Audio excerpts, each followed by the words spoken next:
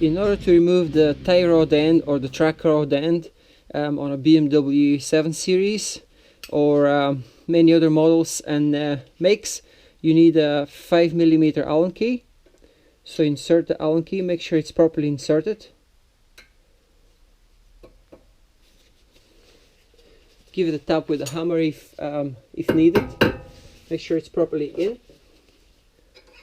And then a 19mm ratcheting spanner just to make it easier.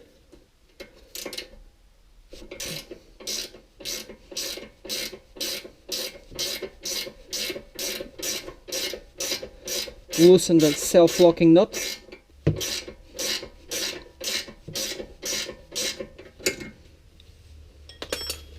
Give it a light tap with a mallet or hammer. Sometimes it needs more than a light tap.